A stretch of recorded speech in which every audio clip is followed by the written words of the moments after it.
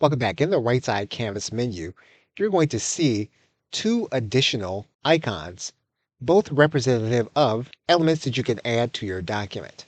The first is primarily professional.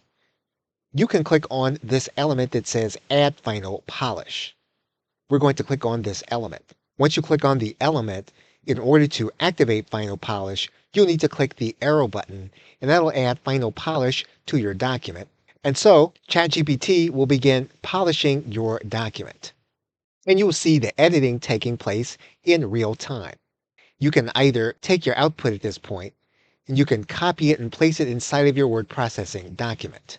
What you can also do is you can click on this element and you can show any changes that have been made. So if we click this element, you can then see the changes that were made and all of the edits that have been added to your document.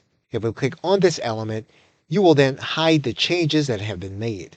If you want to go backwards in time, you can click on this element to go to the previous version of the document. One final element you will see here in this area, you will see that you can add in emojis. We can click Add Emojis. In order to add emojis, we can then click on this element.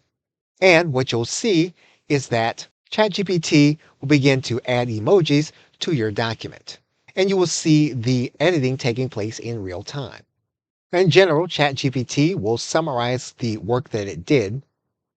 You can also click on any of these specific elements and you can delete them if you want to delete them from your document. You can also notate the changes that have been made.